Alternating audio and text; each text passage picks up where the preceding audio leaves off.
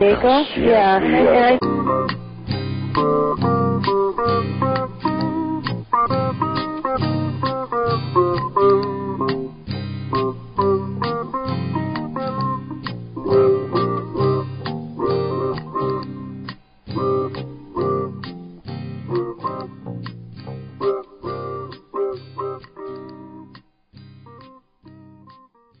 Welcome to UFO Undercover with your host, Joe Montaldo. Good evening, everyone, and welcome to another episode of UFO Undercover. As Natasha says, I am your host, Joe Montaldo. To all our friends all around the world, welcome to the show tonight. I hope everyone is having a good day, good morning, good afternoon, wherever you are on our beautiful blue planet. And remember, people, have some fun. Just don't let the abomination get to you. And on that note, everybody, I want to introduce our guest this evening. Randy KOPPANG's with us. Most of the regular listeners should know who he is. He's done work with Melinda Leslie. He's got a actually, I was going to ask him about the book because I believe it's still available to the general public. It's a good book. Y'all should get out there and get it.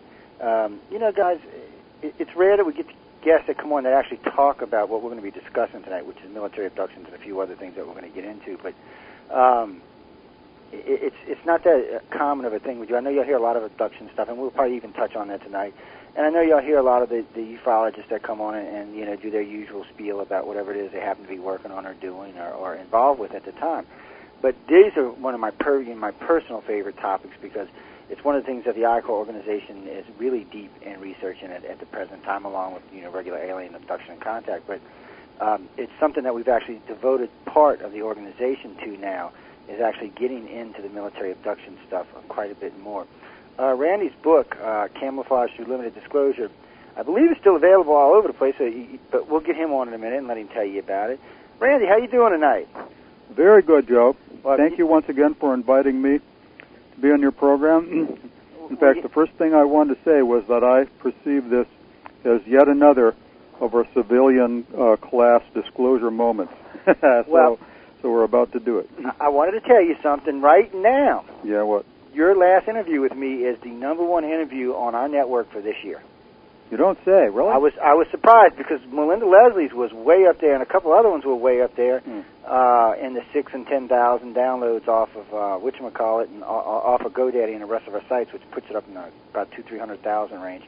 And I was amazed. I was amazed. Well, the other day I was pulling stats to find out what my top 5 shows were for the year, and it just popped up, and I was like, well, and I got to tell Randy this when I talk to him because it's really good, and it tells you though what the interest is because if you go look at my personal top 10 shows for UFO Undercover and the network's top 4 shows, all have to do with either military abduction or types of alien abduction. So it tells me there's a hard, fast, strong audience out there looking for this and looking for the truth, or at least looking for some answers, which I'm hoping we can provide them some of tonight. Now, I know I asked you before we came live, I know you heard Melinda. Ladies and gentlemen, let me clarify, Melinda Leslie, who's a friend of both of ours, and a mutual researcher, I should say, was on Coast to Coast about a month and a half ago. She did an excellent interview on military abduction. Y'all should go catch it. I think archives on Coast to Coast are always posted. Sooner or later, I'll write to Coast and ask if I can have a copy of it because they allow me every now and then I can get a copy of 2 different shows, stuff that the organization is working on, and see if they'll let us have a copy, and we'll get it posted to the internet. But it is there. Y'all can go hear it. It was a good interview. I enjoyed it. Like I said, I only got to catch the first 2 hours of it, but she seemed to be very poised and very pointed in the interview, which was a very good thing. And I got to say, she took control when Whitley was on. I was impressed with that. Well, that was kind of like out of left field. They didn't tell her at all that they were going to do that. No, I had ran into it. I found out by accident. I was on the Coast site that day, and about 2 hours after that, she actually called me to tell me about it. And I was just amazed. I was like, damn, she's going to get to talk with Whitley Strieber about his military abductions. I was like, what a lucky girl. And she did a damn good job with that part of the interview. She, you would have never known that, you know, she actually really, you know, liked Whitley. And it was really surprising. Well, yes, I think she kind of overdid that part because she's known him for a long time, and they are. Well, I mean, I think there is a mutual respect as fellow, you know, prominent members within the UFO community. Put it that way, because you know she never runs into him. He's rather kind of like obscure, frankly. He stays out of the limelight because he is a well-known person in his own right, independent of ufology. However, there was a true enigma that I don't know that George was aware of, which all came together there, which maybe I should say something about that to help give greater insight into what was really implied. It didn't come across because there wasn't enough said about it, and he wasn't on there long enough. But about a year before that, I think it was maybe, in fact, a year and a half or so, between a year and a half and a year before that, Melinda ran into him at a special event here in L.A., and he had been quite a bit of a recluse prior to this, and it was one of the first times that he had come out and appeared at an event. It was not a conference, it was just a special event. And he was asked to come there and participate in it. So she went down there specifically to talk to him because she's always wanted to interview him specifically about those things in a formal way with regards to the book she plans to come out with someday. And he really surprised her because prior to that, he wanted nothing to do with publicizing any of this kind of like human intervention types of experiences overtly. He didn't want to have anything to do with that, even though in at least one or two of his books he refers in a generic sense, sort of, about the enigma of the fact these inexplicable things had happened. But when she approached him to go formally on the record, even to the degree of interviewing him anonymously, he actually didn't want to do it. So then she meets him at this event. He completely goes 180 degrees on that, tells her he is willing to do it, and says, no, I'm not even going to allow you to do it anonymously. If I'm going to do it, then you're going to use my name and everything, so send me an email and we'll follow through. Well, she tried to follow through, but then something else had happened and brought into a degree of capriciousness, I guess, because then nothing ever happened after that until finally one day he shows up on the program. I swear to God, it was really, really far out the way that worked. Yeah. Now we have to hand it to George, I guess, for persuading him to do it, but it was really an enigma between the two of us because we couldn't understand why, if he was really, overtly extending overtures to her about how willing he was to participate and cooperate with her, and then kind of like dropping the ball. Then he comes on there, and in a way, the insight, in no way I don't want anybody in the audience to think this is a criticism. It's not. It's actually an insight into the nature of trying to reconcile, the weird enigma of abduction on the one side, and then this other experience that comes in and intercedes in that, which basically confuses these people to the degree that they really, I think that, in Whitley's case, I think he's still confused. Oh, yeah, I think he's willing to concede the possibility that it's more understandable based on what Melinda, tried to bring to his attention. But I wasn't really convinced, frankly, as a researcher, as a peer review, I wasn't really convinced at the end that he was totally assimilating the significance of what he described. Because, for some people it just has to sink in over a long period of time. It does. Because it's basically bringing in two situations that, I'm going to sound redundant because I'll probably use this word more than once, but it has to do with reconciling enigmas. And when you add, one enigma on top of another enigma, then, that results in confusion, so it's understandable.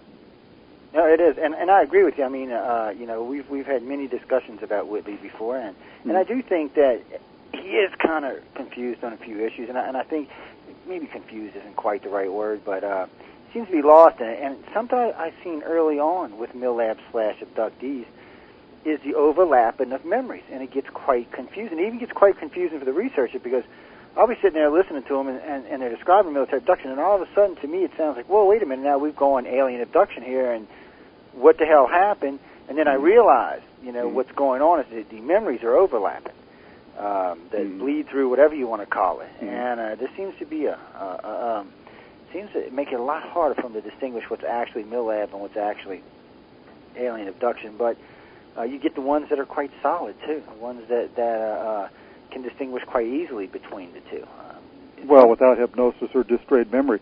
Actually, I wanted to mention something that I may be able to easily connect with that, what you just said, in light of something that we've brought up before, along the lines of how to discern, kind of like one experience from another experience vis-a-vis the work of one person in particular, and that is Dr. Jacobs. And I want to bring something to your attention that I rediscovered. I had this and forgot about it entirely until recently, and it comes from a reputable source, namely the nothing less than the Mutual UFO Network journal of April of 1998. And in this journal, this particular one, there is a very long, actually, more than long. It's in fact 4 or 5 pages. It's a review of Dr. Jacobs' book that had come out at that time, which is the book that came out after Secret Life. In fact, I guess you could say it was kind of like a sequel to Secret Life, and this one was titled The Threat. Now, this review is amazing because the guy who did the review, and as I said, it's very extensive. It's more than just, kind of like a few paragraphs of a book review. It's actually a major article, featured article, about the significance of this book in light of abduction research. And I noticed that in the review there were 2 passages by the reviewer where he himself arbitrarily decided that he had to mention on 2 occasions at 2 places in the review of evidence that if you were to read it, or if I was to read it, or if Melinda was to read it, it would be very clear that what the guy was citing from this book were actually the human intervention or MILAB incidents.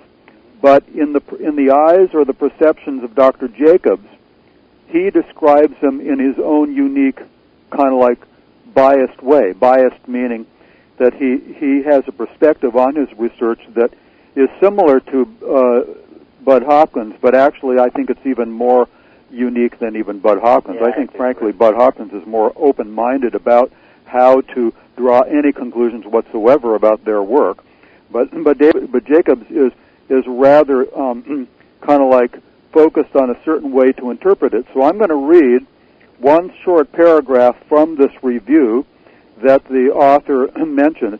And when I read this, which is basically, paraphrasing from this book, when you hear what this independent reviewer wrote, it's very clear that at any time when we've ever heard of quotes attributed to Dr. Jacobs, where he claims that, well, in my clientele with abductees, I've never run into any of these human intervention cases. That's what he claims. He claims he told Melinda that directly. He's never run into them. Well, when I read this, it's very clear that actually he has run into them. But his issue is that he just doesn't want to attempt to try and explain them and define them in human terms. Yeah, well, you're right.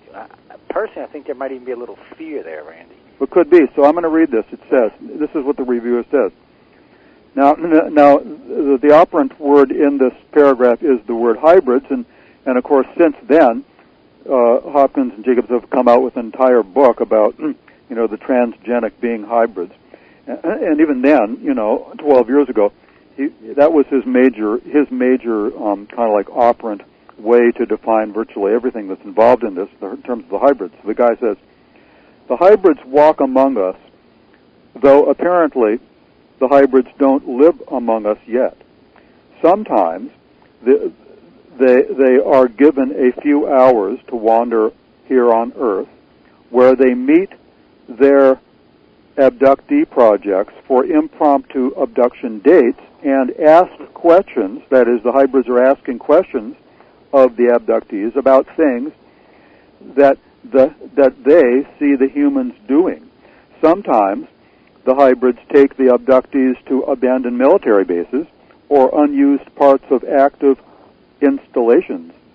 And then the reviewer asks, in parentheses, why would they do that? question mark. Well, in a way, when I read that, I thought that was revelatory. Short though it may be, it perfectly, in my opinion, clarifies the fact that, quite to the contrary of what he's ever said about this, he does have cases of this.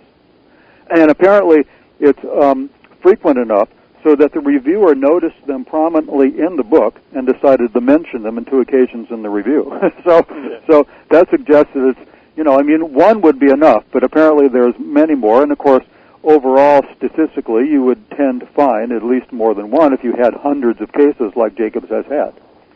So in my opinion, that helps clarify this distinction so that we don't mislead ourselves in thinking that Jacobs' research and clientele is unique among all abduction therapist clientele, because, when Melinda has talked with all the rest of them, they all admit that they have cases of this. Yeah, he's definitely dogmatic in his views. I can't argue with that. Mm-hmm. I've tried to talk to him about it. Last time I met him in law firm, him and Bud. Bud was more than willing to entertain the ideas of some of the stuff I was talking with him about, but David seemed to be very, very... Oh. Sorry about that, guys. That's what you call flipping the phone. Can you hear me okay, Randy? Yeah, what happened? That was me playing flip the phone out of my hand. Sorry about that, ladies and gentlemen. Oh. I didn't mean to knock y'all's ears out. You dropped the phone. Yeah, oh yeah, man. I was fiddling with something I shouldn't have been. But get back to what we were talking about. He does seem to be very dogmatic in his views, and he doesn't want to change. It's kind of like, he doesn't want to admit to the MILAB thing. He doesn't want to admit to the government involvement at all, really. And then he only has one agenda, which is they're here to take us over and kill us and all kind of other wonderful stuff, and which some of that may be true. It's just a lot of it's not. And I don't understand how he can make some of the basic fundamental mistakes he's made in some of what he's written if he's got more than like 5 cases. It's hard for me to understand it. In Bud's case, I see him do stuff together, but then I see Bud do stuff on the side, and Bud seems to be moving down a different road. He seems to be looking at other possibilities and other explanations for what's going on, and that's what you would really want to see in all of this. But, like I said, David's just kind of dogmatic, and I have no idea why, but maybe that's been the way he's always been. Maybe that's, the conclusions he came to, and he figures, that they're right and there is no change in it. I just don't know how he does that. I learned a long time ago, and you may be right today and wrong tomorrow in this field. Yeah, that's true, but it could be a function of his position. Yeah. Because that is, in fact, unique. He does have a career in a rather mainstream area of higher education, and so it could be that he just doesn't, want to add problems to an already problematic situation. He's really the only person. In fact, I was mentioning that to someone not long ago about how he has been able to succeed in keeping the career, whereas when Dr. Mack entered abduction, they very judiciously attempted to force Dr. Mack out of his tenured position at Harvard University. He actually had to resort to legal defense to protect it and preserve it, because they definitely wanted him out of there soon. Yeah, because he believed in UFOs and alien abduction. You know that. Yeah. It's a little better today, but I mean, even there's been some other people who recently have been pushed out of professors' jobs and stuff like that, dealing, or have been, why don't you leave if you want to get your pension kind of deal. And didn't I can't remember, but I thought Richard Dolan told me he used to teach at the American College. I'd have to go look now, but I know he's not anymore. I know he's a full-time ufologist now, I guess would be the best thing, or a full-time historian might be a better way of saying it. I haven't seen his new book yet either. I'm dying to see it. I haven't heard anything about it, which is, I find, just really, really weird. Yeah, but I'm waiting to hear. And I do know that he made some mentions about alien abduction and military abduction in the book. He told me that the last time I interviewed him about 8 months ago.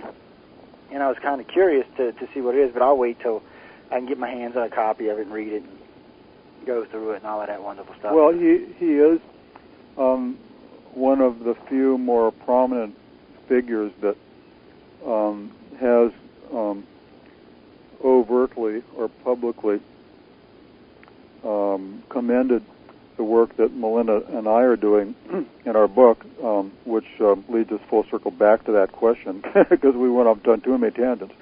My book is still available. In fact, if there's anybody who has a computer while they're listening to this, in the sense that they can do two things at once, and log on to my website, it's AN like a Nancy w.com/RK/CAMO, and then they can see excerpts of the book and color photographs from the book. And it might actually be the case that if they linked from there over to the Amazon site where it's for sale, there is a section on the Amazon site, where people can post their opinions, their little mini reviews of books, and I will on the air here thank Richard Dolan from my heart, because he told me that he was going to actually post a formal book review and commendation for our book on there. I haven't actually gone to the trouble to look it up since he said that he would, but in any case, I will quote him at one point in it, because it was actually rather long, and I was really impressed because of all the people that Melinda and I gave the book to in hopes of receiving feedback, he actually, maybe ironically, maybe not, was the only one who really followed through and basically responded. So, in my opinion, that's a commendation for his objectivity. Yeah. And his objectivity has also been reflected in the sense that he knows that if ever, in any of these kind of like public debates as to the validity of ending what is perceived as the cover-up, it can't be debated or can't be discussed without including abduction research. You can't sweep that under the rug simply because it's the most controversial area. And since Melinda and I have tried to articulate or place abduction within the framework of many other things that have occurred throughout ufology since the beginning, then Dolan actually said in the review that in the book I address issues that other researchers avoid, and I thought that was the greatest thing that anybody could say, because intentionally I'm trying to create progress, in ufology by in fact doing exactly that, by addressing issues that most researchers don't want to basically bring into their kind of like assessment of this situation. And in my opinion, at this point in time, after 3 generations of ufology being done since World War II, it's about time that ufology should be, in my opinion, reevaluated entirely, and especially from the point of view where the nexus between abductions versus the human intervention and the experiences of abductees is basically addressed, kind of like front stage center. Yeah, I can understand that. Oh, what was that just swinging by there? Well, guys, I need you out there and get the book, too, because I'm telling you, you're going to enjoy it if you get it. And, actually, Richard and I had talked when, where was I? I think it was in Roswell we were actually talking about your book. It came up in a conversation, I think. Oh, really? At breakfast, actually, yeah. Well, I got to tell you all, too, ladies and gentlemen, if you're traveling and you're out in the conferences, you want to try to stay in the hotel where the conference is being held.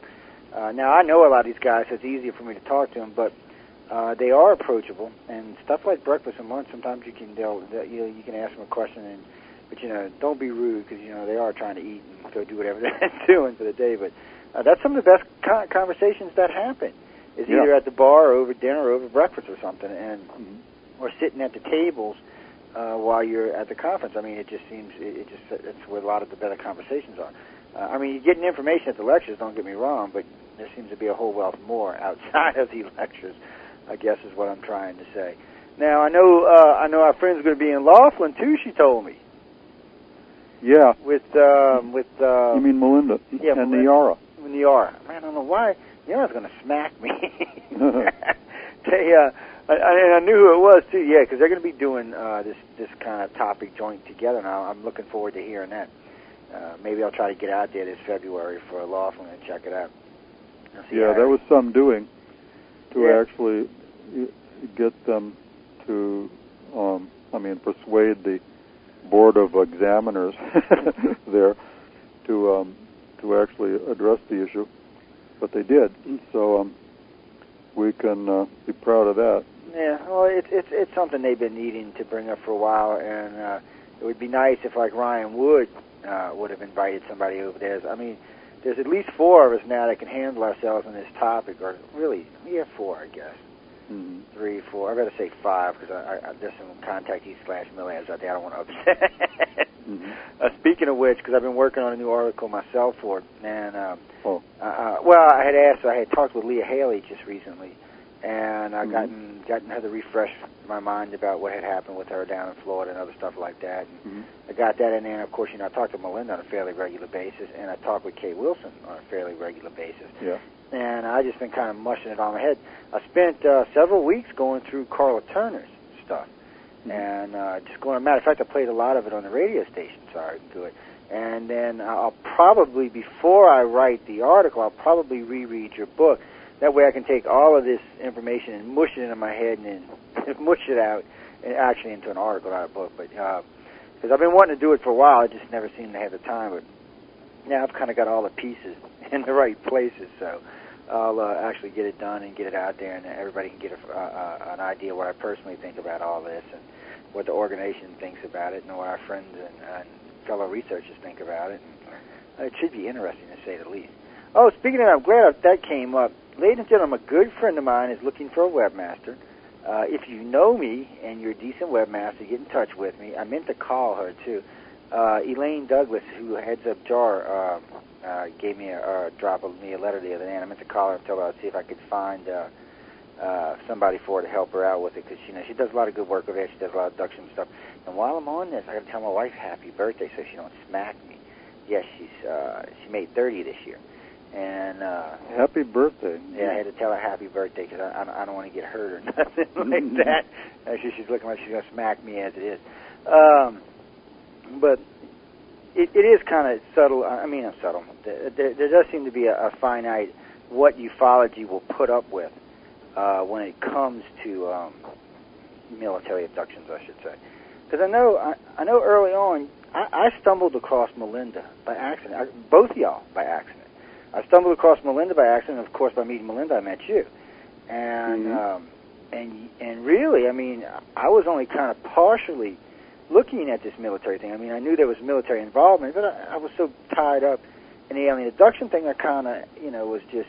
And then after talking to her, and then I think the second interview I did was with both y'all, it became a passion of mine and several members of the organization. And since then, it's made strides. And then we've all gotten together, the 3 of us and a couple others have gotten together, and everybody's gotten on coast a few times. And it seems like we've breathed new life into this topic finally. And Randy, I think it might actually stay this time. New life into military abductions, because they had really seen, because Melinda had brought it out, a decade ago. Actually, I think it was long enough. I hate to even say that, but she had brought it out a while back and had really presented it well, and then it was just kind of pushed away for a while. Well, that's understandable because, in terms of, commending the abduction researchers or therapists and giving them credit where credit is due, for a long time, going back to when that originally started to become an issue within ufology, that is abduction research specifically, it was all well and good to focus and specialize, as you've described it in the past, in that area, and leave other considerations to be addressed later, since simultaneously any evidence for the human intervention portion would have been minimal at best, 15 or 20 years ago. And so for a long time, I think it was probably preferable to focus on the ET/abduction data, just so we can clarify whether or not it was plausible that there are ETs abducting humans. And I've been recently, early what I had been doing off the air, and one of the things I've been doing is I have a tremendous collection of taped programs of various types off the television, network television, commercial television, beginning in the early 90s through, in fact, most of them that I have are specifically within the mid-90s. And this could be any number of different talk shows that are just straight-ahead talk shows, human interest talk shows, not necessarily programs like Sightings or Encounters or that type of program that addressed occasionally the abduction phenomena. But overall, wherever it would appear as specials, sometimes, 1 or 2 hour specials and news programs, it was addressed formally as part of regular news broadcasts on network television any number of times. And as I've been perusing all these and observing how it was treated going back at least, 12 to 15 years ago, well, I'm here to tell you that, in a way, the overall impression that you get, the way it was addressed, was actually much more professional and much more unbiased than you have been led to believe by people who criticize the mainstream media as perpetrating a blackout on UFO issues generally for decades. Yeah. It actually contradicts that substantially because they dealt with the abduction, which is the most controversial, on much more fair-minded basis than actually it has been credited to. Now, of course, more often than not, they did have someone that would come on, especially on the talk shows. They'd bring on a skeptic, and that always was disconcerting to people like Bud Hawkins. More often than not, it was him or Dr. Mack that were the quote-unquote experts. But that's all acceptable, too, because of the fact that during that time period, going back 15 years, in the sense of that was the formal period when they were publicizing this, well, it was actually necessary to have skepticism because even they themselves were not absolutely sure 100% as to, a fair interpretation of every aspect of the abduction process that they were learning about. And of course, a number of the more crucial data points that they thought were definitive to the experience, they never publicized because that was their ace in the hole to discern the people who were mistaken versus the people who had the real experience. And so the skeptics never learned those things, and the public at large never learned them. And in fact, there's still, to a degree, I'm sure you would agree, that there are still things that really have never been publicized about the abduction phenomena, simply because the researchers need to have some index for qualifying the people who are false positives versus the real abductees. Very good point, too. Yeah, and so that the people who are skeptical about this really do not have the total picture by simply reading books.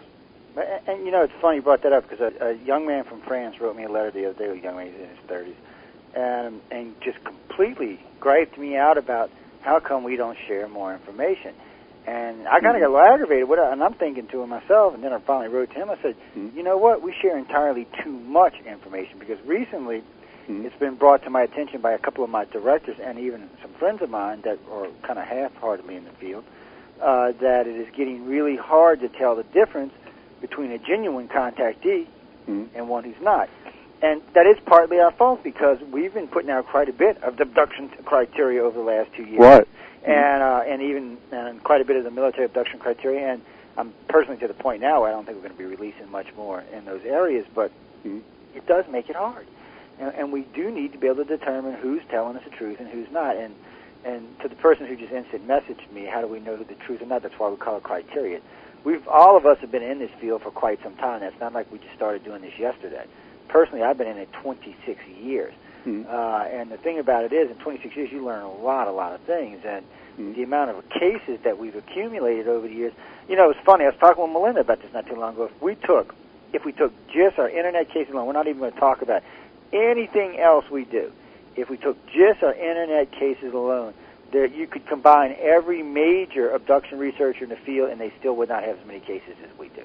And that's if you combined all their cases. And that's just on the Internet cases. If you start getting into reported cases we've been working on, prior cases when we were back with MUFON, that number grows immensely. And but it is one of the reasons we have a little bit easier time than everybody else in who's telling the truth and who's not telling the truth. And recently, our Oregon State Director, which I'm glad I thought about this, November Hansen, has come up with a new grade questionnaire. By the way, ladies and gentlemen, if you've been abducted by graves, if you've experienced anything with them. You can find the questionnaire on my Facebook page, on the Paranormal Radio Network page at the top left corner, on the UFO Undercover page, and on the iCar front page, and on the iCar nav bar. It's real easy to find. It's about 77 questions, if I remember correctly. I think our Bill sent us 3 or 4 more questions, which is another one of our state directors. But it's there for y'all. There's another report that a friend of mine sent me that's 1,500 pages long. We're not going to post the 1,500 pages, but we will be posting, which is about 200 or 300 pages, the results of the 1,500-page study on the human aliens. So some of that will be going on the site as well. So the next thing after this is finished will be another study on the reptilians. So this will be basically the 3rd time we've done this. We'll take all the new data, combined it with everything else. And meanwhile, while we're doing this, and see, everybody's like, wait, they're forgetting about the military guys. See, we're not. See, while we're doing this, we're looking for military abductees. While we're talking to people, we're finding out, was this person a military abductee? Did they have anything? Do they remember anything? Did they have low-grade harassment or anything along those lines? Which we're going to get into some of that in a little while, too. But it's important for people to understand how this all works, what we do, why we're involved.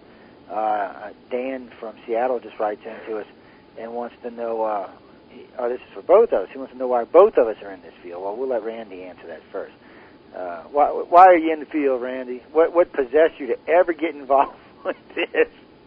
With ufology, specifically this subcategory? Yeah. Well, yeah. Is that true, guys? You want to know why we got in ufology, or why we're involved with military abductions? Clarify. Hold on. Let's see.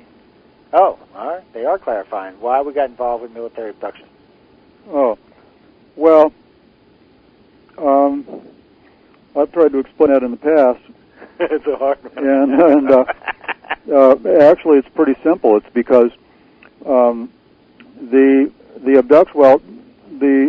And frankly, I'm going to try and edit myself to, and preferably use the phrase, although it's longer, MILAB, or as Melinda likes to call it, rehab, as in reabduction, is simpler because it's an acronym. But frankly, to lessen the ambiguity which does occur once you get in deeper into the biographical sketches of these of the MILAB characteristics.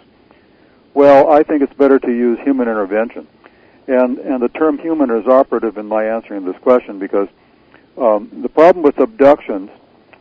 And the human intervention is a subset of abduction research overall.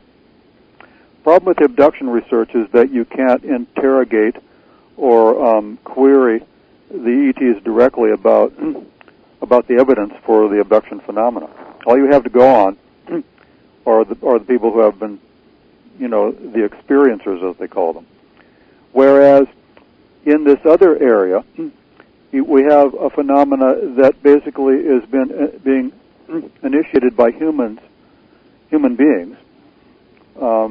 They very substantially appear to have had a lot of military training, and in fact, some of the human intervention cases claim that they have been taken to military bases.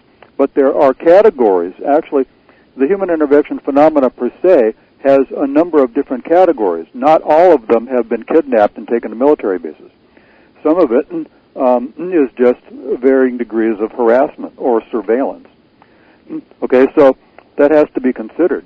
And the reason why I got involved in this is specifically because it was an area that involved humans. And humans can be understood more clearly than whatever the alien agenda is. And so I thought if there was ever a fertile area for us to go in, it would be into an area involving human beings that basically leads us back to what's been being done by the ETs. And so it's basically an issue of logic, right? The logic is that, as Melinda likes to say, or in fact, I was going to read a passage from a new article that I wrote, and it just says, our thesis is that human re-abducted or ET abduction cases are a most fertile area for recognizing where all these various other ufological categories of research converge, because they do. All the other areas of research converge in this type of experience. because one of the criteria, it seems, for those MILAB cases who have been interrogated specifically is the interest on the part of the interrogators into the area of a technological line of thinking and a line of questioning that would logically lead back to the whole seemingly nuts and bolts and separate issue of the craft saucer phenomena. But really, when you look deeper, you find that all this stuff weaves together in a very logical and sensible whole. And therefore, what I've realized ultimately with our investigations into this area is that the byproduct of it has been that Melinda and I and any of the other people who are involved in it are actually contributing towards developing a hypothesis that helps explain how all these other areas of research work together. So that's the answer. Well, y'all got that? Yeah, I already said what I was doing it earlier, so I'm not explaining it. That's as far as I'm going. As far as why I got in the field, that's too long. We don't have enough time for that. So we're not going to even go there. Well, yeah, but what I was trying to say to the guy was that in a nutshell, all these things can be seen to work together, and so I thought it was remarkable that we found, kind of like by default, an area of research that led in that direction. Of course, we didn't know that in the beginning, but no.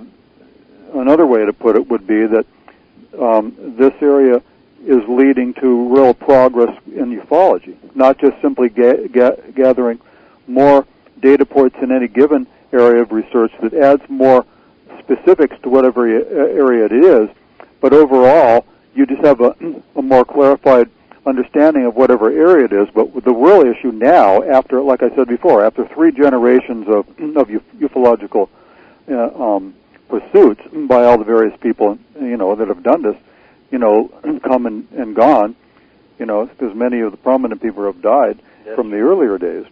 Well, where does this all come together? Where do we understand this on a level, at least on a par, with whatever it is that the authorities seem to know, that they aren't being very overt about it? And actually, I think that it is possible to understand this on a much higher level with much more coherency than many ufologists give us credit for doing, and that would be one of the reasons why they keep on advocating that there is something to disclose by the people in authorities that has never happened, and so therefore they should, so then we can understand what we don't know. I think the truth is that we know much more, or we could know much more than we think we do, and since there's no evidence that there is going to be any official disclosure, well, we have to go what we have to go with. So, I'm glad you brought up the official disclosure thing, too. But I hate touching this because this is a can of worms. But the reason I'm glad you brought it up is recently I got a couple emails about that. Actually, earlier today I was reading, and a couple of my rather new agey friends wrote to me and told me they'll be disclosing this year. Yeah, there's a rumor. Yeah, there's a rumor, all right. And I try to be nice to them because there's a lot of them are friends of mine, and I don't want to discourage anybody from getting in the field. But guys, I'm going to say this, and Randy's here. He can tell you what he thinks about it.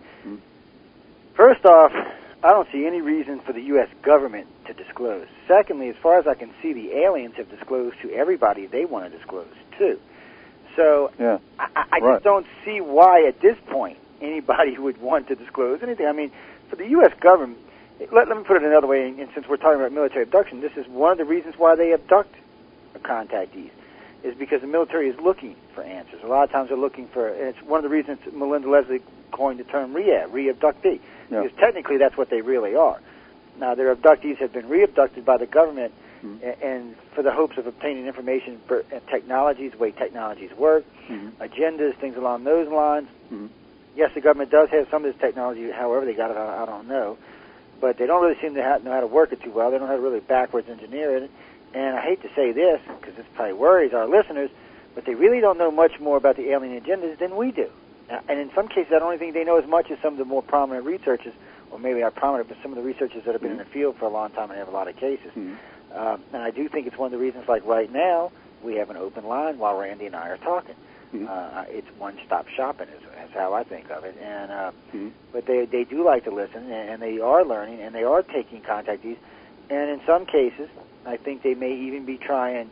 And I don't know if we caused this, or maybe we learned this from them, because we do a lot of program of contactees and send them in to ask questions. So recently it's been brought to my attention in the last few years that it seems to be that the government has programs along these lines that they're not really successful all that much, but they do try to reprogram contactees to obtain more information from the extraterrestrials. It just seems like ET's a tad bit smarter than the average government agent is. But, you know, at least maybe we should be grateful for that, huh, Randy?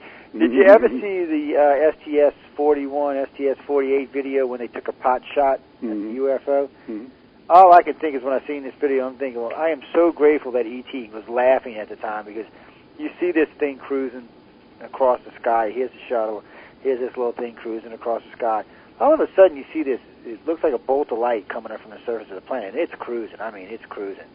And this thing's still moving towards it. All of a sudden, it stops, and then it just darts out in the other direction.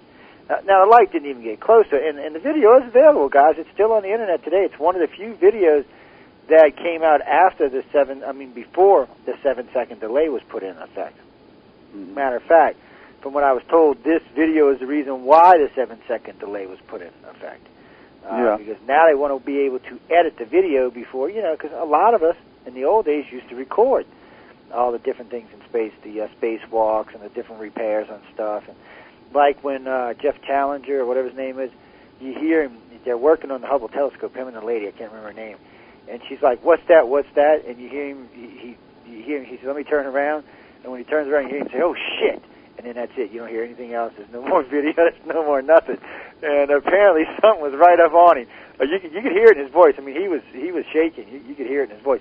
That is still available on the Internet. You can still find it on the Internet. I'd probably try YouTube's for that, but it's still available as well. And these are things that, along with satellite photos of ETs, that you got to kind of really take serious. I mean, this is serious evidence. There's no real way to fake this kind of stuff. I mean, we're talking several miles up into space, guys. Unless you have a spaceship, I don't think you can really hoax this stuff. But it's important because, it shows a military progress, a military presence in this, and the military is moving towards a direct. They have a direction or their own agenda, is what I should say. And maybe military. I was talking with Melinda about this a while back, and I am kind of glad we went to the rehab thing, because military might not actually be the correct word, because it's not Obama's military doing this. It's not the military that's protecting and serving us in Afghanistan and Iraq. These aren't the guys involved with this. This is some covert group that may have been recruited from the military, but who they work for and what they actually are today is anybody's best guess. Yeah, that's true. Yeah, I just want to confirm that's why I'm saying that. I just want to go back to a longer phrase for it, but nonetheless it's more generic, because you can't actually be sure. Yeah, it is, and you're right, it is. I mean, and I got to say this too. We use MILAB and rehab, but military abduction hits home a lot harder. Because people, I say the word MILAB and rehab, and they just kind of look at me. I say, oh well, no, they're a military abductee. Then they're like, whoa, wait, what the hell is he talking about? And it just seems to hit home harder. But well, yeah, I know, but that's just because people are impressed about the conspiratorial implications. The military's up to no good. But actually, it doesn't make any sense. It makes sense that at some level there are, military intelligence people who are monitoring whatever is going on in a procedural sense. And there could very well be scientists that are assigned to, civilian scientists or military scientists or military doctors that are assigned to certain projects through their recruitment into the military per se, but they ended up in these projects, and in some way they may be military, in a technical sense, but once we evaluate the significance of the evidence through the interrogation phase of these experiences, that leads into technology and how that could relate to the understanding of alien technology in terms of crash retrievals and all that. Well, then, basically, that leads us to the area where it's really more definitive in trying to understand who's really up to this, because the reverse engineering of technology would not be being done by the military in any way. It's done by the contractor. Yeah, by the private contractors. It's always been done that way. Yeah, and the contractors are, and there's evidence for this.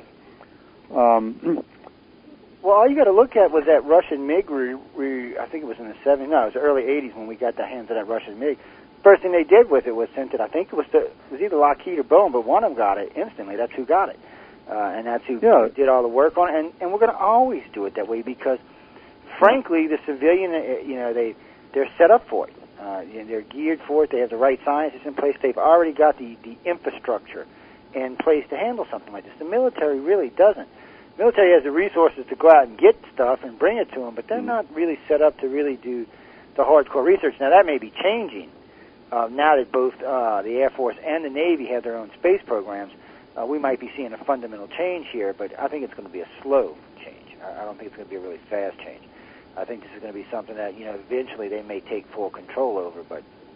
Yeah, but the technology is still made by the manufacturers. Yeah, it's still that's my point. And so they have to understand how any of this information figures into what they've discerned through the research in terms of their evaluation of research that was done independently also by humans, such as the research on my last appearance here I went through in great detail about the nexus of research in the paranormal versus the rudimentary discoveries made in what's called electrogravitic or levitation technology by T. Townsend Brown, and there have been other researchers in that area. So I presume that just like the contractors and the military intelligence who work with the contractors would be interested in any first-hand experience and little insights into the operation of ET technology could be gained through interrogating abductees who claim to have had experience with such technology, that they would also have apprised the developments in similar, though more rudimentary types of principles in electrogravitics, and applied that and pieced all that together to become or to figure prominently in whatever equation they're trying to develop in terms of our own levitation craft. And of course, we know by virtue of the photographic evidence that has surfaced back in the early 90s, when it was possible to do it, to photograph the experiments in the vicinity of the S4 site nearby Area 51, that definitely they have levitation craft that operate very, very, in some ways, identical to the proverbial sighting ET craft type of characteristics. No, the T3 seem like they do. The TR3B seem like they run pretty much a lot like what we hear about our ETs. But we got to take a break right quick, Randy, so hang with me for a few minutes. Okay. Ladies and gentlemen, we're going to go take a quick break. We'll be back in about 8 or 10 minutes. I'm Joe Montali, your host of UFO Undercover. I'm sitting and speaking with Randy KOPPANG. We're going to get into a little bit more of the meat and potatoes of rehab and military abductions when we return from the break, so please stay tuned.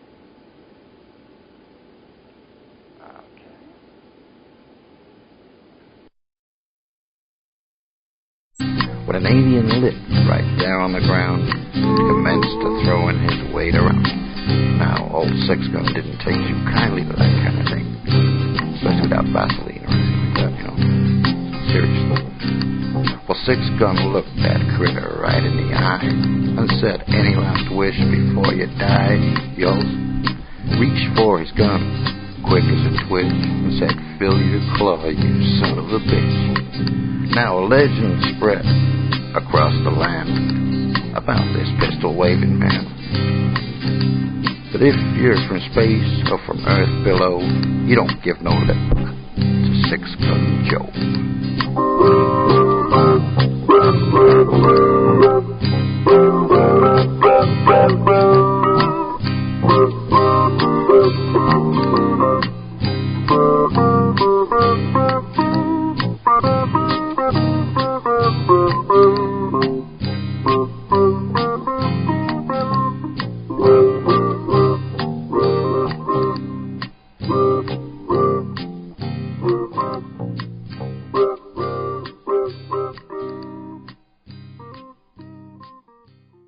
Welcome to UFO Undercover with your host, Joe Montaldo.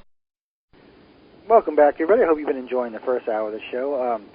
Randy and I have barely touched on anything, and we'll get a little bit more in depth as the show progresses through. For my friend who requested Kevin Smith after the show tonight, I will play Kevin Smith for y'all in its entirety. Or it's live, so I'll just pick it up live when Randy and I are through, so don't hate it on us if we run over a little bit. I don't get to talk to Randy that often, once a year maybe, and unless I happen to bump into him somewhere, which I still haven't managed to do that yet, Randy.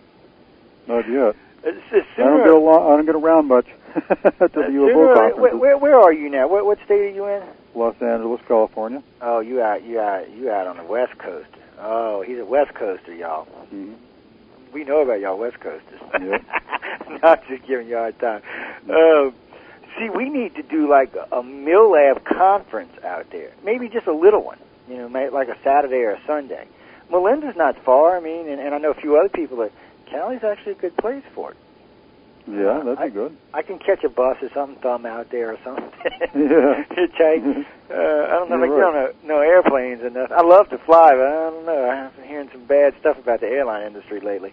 I might stay off and we just got through flying not too long ago, but I think I might stay off the airlines for a while. I've been hearing some really, really bad stuff. Yeah. Well, actually, they did a special on it just recently, scared the daylights out of me. And I just was recently flying to Washington, D.C., where they were talking about how bad it was. Yeah. I was like, okay, that's what I want to hear. That's our country for you, ladies and gentlemen. We've got issues. We're working on them. You're right. The limit is slacking off. Truth might be the first issue we need to work on, how to tell the truth. Guys, Randy and I were talking at the break. It's a shame the audience never gets to hear the break. There's a lot of stuff we talk about that we don't get back. But the thing of the matter is we were talking about why there's not going to be disclosure. And, we've got friends in the field that we both know, and we were talking about particular individuals. I'm not going to bring their names up, but we were discussing why we keep telling these people there's not going to be disclosure. While I'm talking about that, ladies and gentlemen, let's use the virtual auditorium, or you can write into me. Look, my MySpace page is open, my Facebook page is open. I'm not messing with the 800 numbers, but you can write to me in either one of those. You can pop into the virtual auditorium and put your question up there, but quick poll, quick survey. We'll use the virtual auditorium, quick survey. 1, if you think there'll be disclosure in the next 10 years. 2, if you think there's not going to be disclosure in, wait, let's do this again. 1, if you think there's going to be disclosure in the next, 10 years. Mm-hmm. 2, if you think there's going to be disclosure in the next 50 years. Mm-hmm. And 3, if there'll ever be disclosure of this particular topic matter. Mm-hmm. Unless, E.T. and 1. Y'all really think there's going to be disclosure in the next 10 years? Y'all are on crack, is all I can say. I got an audience full of crackheads tonight. Oh, no. Yeah, I'll get some emails over that one. Guys, come on. Look, Randy, we're going to have to explain to these people why there's not going to be disclosure. I was prepared for that. Yeah, so we're going to come back. I'm going to let Randy explain to y'all why we think this, because we both discussed this and we're pretty close on this. You want to tell them, Randy, because I think they need a lesson in disclosure here. Well, I think they should, to balance off the very more prominent official disclosure advocates that are out there who have saturated the media, if you want to call it that. And in some cases, it is legitimate mainstream media. In the case of George Norrie's show, a lot of those people appear on periodically. And George is always asking, when it is, because he's looking so much forward to it. Yes. George I got to give him credit on this while we're on this, because I thought the first time I ever brought this up with George, he was going to kind of back away, but he didn't. And then when me and Melinda were on there, he was right into it. And when Melinda was there, he was into it. He's this must be one of the topics that he's, you can tell he's got a passion for. Well, yeah, that's a sign of I credit him for being objective and considering things that he didn't consider, and then being willing to reevaluate his opinion or any conclusions that he drew that leads to this, what I think is basically a faulty overall evaluation that leads to a false or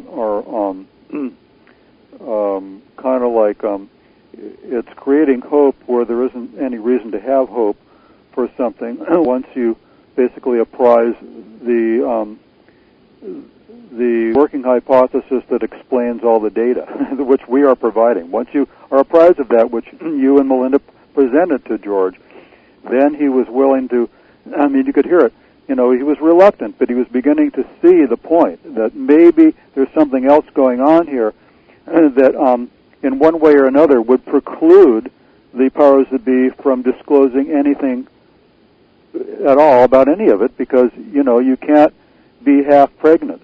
Either you're going to disclose something and you're going to go into the areas where you'd have to absolutely demonstrate, physically, a verification of what you're announcing to the satisfaction of rigorous scientific scrutiny. Or either that, or you're not going to say anything about any of it. And since there is basically covert agendas going on, certainly that's what we're trying to say is going on with respect to the human intervention experience of abductees, or otherwise, surveilling the public, going on for years and years. Well, that's a violation of constitutional rights. Oh, yeah. And so, if for no other reason they're not going to disclose it, it's because the intelligence community, who has been ordered to gather information covertly about the UFO phenomena from civilians, and using protocols and methods to basically secure information, even if it means to violate their civil rights. Well, they have been doing that, and there's very substantial evidence for that. Now, I'm going to beg your Joe. I'm going to beg your patience here, because I'm going to do. Remember that guy who queried a few minutes ago, or about an hour ago, from France? He wanted more information. Yeah, go ahead. Okay. Well, I'm going to read off. He was interested in more information about the abduction phenomena, but as we're trying to explain, the abduction phenomena is given more credibility by investigating the human intervention or MILAB phenomena. The two work together. And Melinda is inspired in this direction because she feels that this is one fertile area for lending credibility to abduction phenomena by investigating the human intervention phenomena. So what I'm going to do right here for the benefit of that guy or anybody else who wants to do real homework, and not expect to hear it all on the internet and spoon-fed them. Well, I'm going to read the titles of all the books, because I just wrote a new article, and if you're going to do your own writing and apprise yourself of recent developments, then you should read my new article, the title of which is The Unofficial, not the official, the Unofficial ET Disclosure and Its History of Covert Ufology. The way I define what they're doing with regards to the human intervention is just a different form of ufology. We're doing our ufology, they're doing their ufology. They may know more about it than we do overall, but in some areas apparently they don't, and that's why they're interrogating some of the abductees about it. Well, you can read about these types of human intervention circumstances by reading the following books. The first two of them, however, were both written by a researcher, because he himself, although he was not an abductee, namely Raymond Fowler actually in a couple of his books basically reveals the fact that he himself had to realize, to his chagrin, that they were tapping his phone and surveilling him also. But what was he doing? He was basically, in the beginning, he was just doing rigorous investigation into sightings, and then ultimately wrote 3 of the best abduction books, which were all about the same case, namely the Betty Andreasson case. But Betty Andreasson herself was basically a lower category human intervention or MILAB case. And they used to follow her around in the black helicopters and all that, and they had photographs of that. So the first 2 books on my list are, the first one is Case Book of a UFO Investigator, 1981, by Raymond Fowler, and then The Andreasson Affair, Phase 2 from 1982 by Raymond Fowler. And then both of those articulate, in some cases I think there are a few photographs of the black helicopters, and basically those are the lower level types of MILAB or human intervention cases. The rest of these books are all written by abductees. And so in those books, they themselves independently volunteer the evidence for this vis-a-vis their own experience. The first one is The Lost Was the Key by Leah Haley in 93. Next is Alien Jigsaw in 93 by Katharina Wilson. Next is Taken in 1994 by Carla Turner, Ph.D. The next one is Abducted, 94 by Debbie Jordan and Kathy Mitchell. The next one is Breakthrough, 95 by Willie Strieber. The next one is the Exiles. That's spelled EXCYLES, 95 by Mia Adams. The next one is Beyond My Wildest Dreams, 95 by Kim Carlsberg. The next one is Connections, 95 by Anna Jamerson and Beth Collings. Then Project Open Mind, 96 by Katharina Wilson. Next, Diary of an Abduction, 2001 by Angela Thompson-Smith, Ph.D. The next is The Keepers, 2006 by Jim Sparks. Next, Walking Between Worlds, 2007 by Ann Andrews. And the last is Abducted by Aliens, 2008 by Chuck Weiss. Altogether, there's 15 books there. So anybody wants to do their homework and find out how this has been documented for over the years, and then you can wonder why it's only a few of us that are talking about it. And there were a lot of abduction researchers involved in all those cases that know perfectly well that this is going on. So what we're trying to do here, vis-a-vis the claim that there's going to be an official disclosure, is saying that when you evaluate the implications of both the fact that this is occurring and also the implications of what this is all about, it would absolutely preclude anybody in authority ever admitting anything about any of it, because they would be opening a can of worms that they'd never be able to control. Because an official disclosure would be, a disclosure to not simply, a handful of Americans who want to hear it. An official disclosure would be a major world event to 6.7 billion people. And I highly recommend that people who are, concerned about whether or not there will or won't be an official disclosure, think of it in those terms, and then you will rapidly be able to see that perhaps this has been thought through and there's something else going on than simply trying to hide ETs, which apparently, decide to disclose themselves whenever they choose. I know. It's, I don't know. Well, we're going to move along because I got to get some questions in here, right? Okay, get some questions. Because before we start getting hate mail here. Actually, Laurel actually sent this question in early this morning off of Facebook. And I had read it earlier, but I really wanted to read it again. It says, Colonel Phil Corso had a theory that some of the Greys are created clone cyborgs type thing to travel and survive long distances in outer space. And then she goes on to say that the creators added artificial body parts, genetically altered the clones, to kind of replicate to look like the ones that created them. And then what she's asking is, I wonder if their creators endowed these androids with artificial intelligence. Would Corso's theory fit into yours, the theory that these beings could be designed to have multiple brain nodes?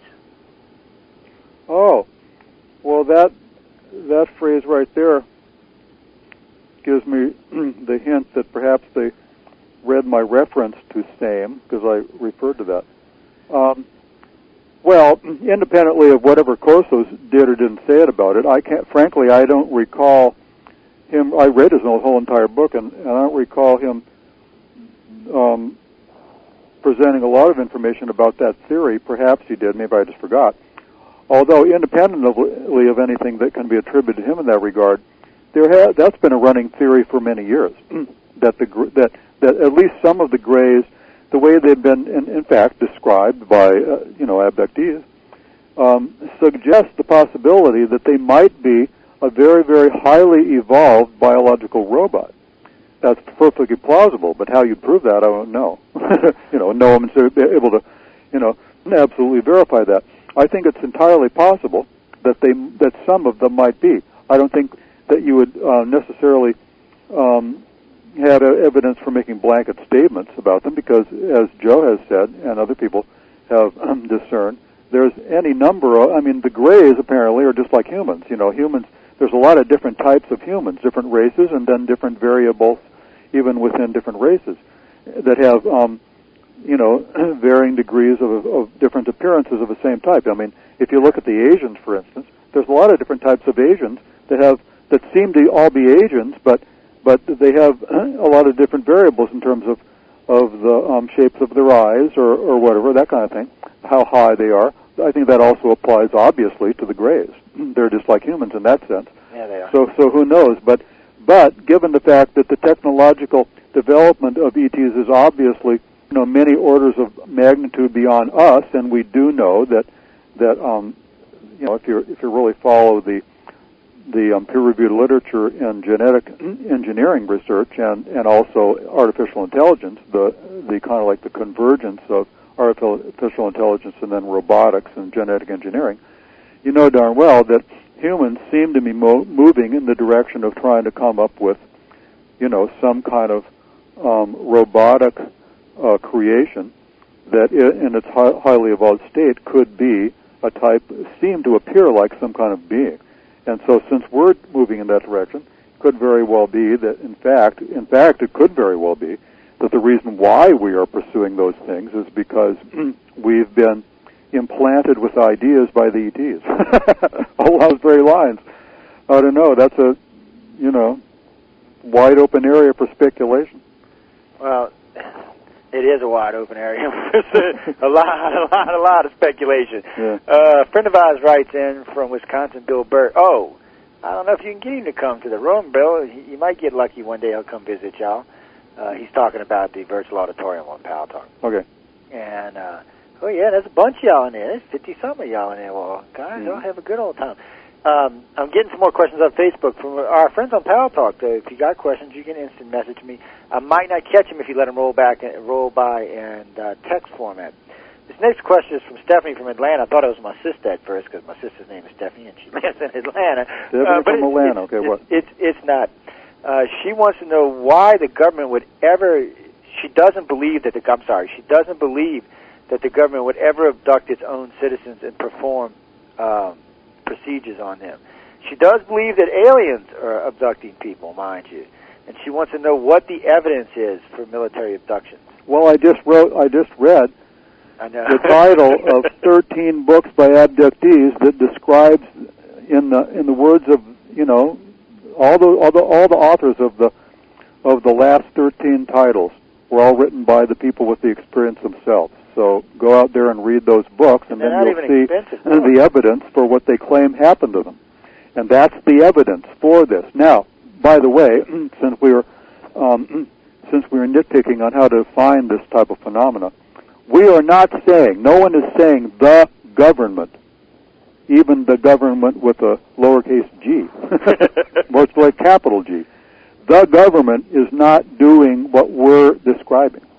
In fact, that's what we were trying to say. We were trying to say that basically it's probably misleading to say that we should, to use the acronym MILAB, because it's very plausible that the people who are doing the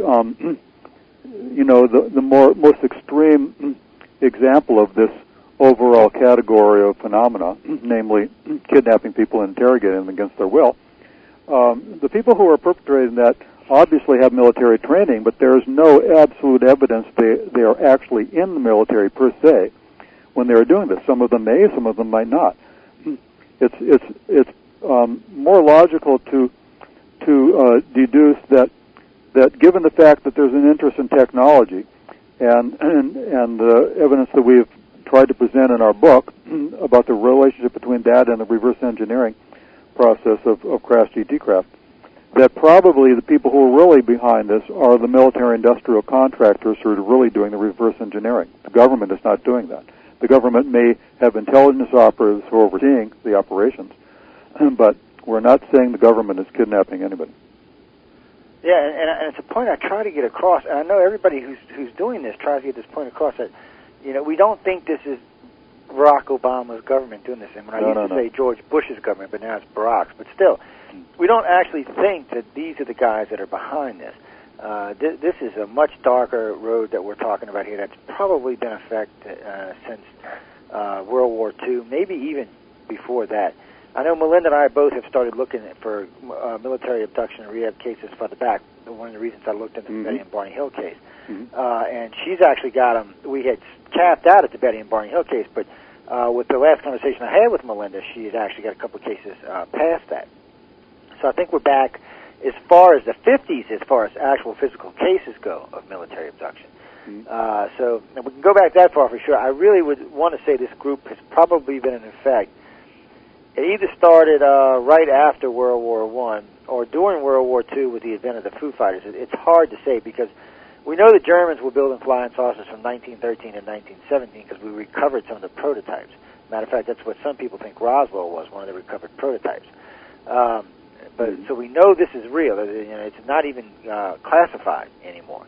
So I mean, we know those are real. So it's kind of iffy when they actually started doing this. So when the government actually became fully functionally aware of alien abductions. But in all fairness, if the Secret Service did even half as good a job as it does today, it probably knew since probably George Washington, or maybe shortly after, because sooner or later you're going to start hearing these reports, and sooner or later someone in an organization is going to get abducted, and then of course it's happening. But there's no way to put a number on when it actually started happening. Frankie from the UK wrote in and wants to know. Okay, let me make sure I'm reading this right. Wants to know if we know of any military abductions in her city. She said in her country, and she's in London right now. Annie in London. Personally, I have heard of military abductions. She's talking about two. She's heard about over there herself. Randy, you've heard some over there? In England? Well, the only one that I know of, a classic one, I mean by name, and I'm sure they have heard about this, at least the case in the generic sense, which is the Bentwaters case, and one of the witnesses, namely Larry Warren, who actually I think still does live in England. Yeah, he still does. He's lived there for many years. He had this type of experience in the overall unfolding of that kind of like incident per se over a number of days, and in his book, or his CD-ROM, I guess, or whatever, or the book that was written by his other friend who wrote a second book.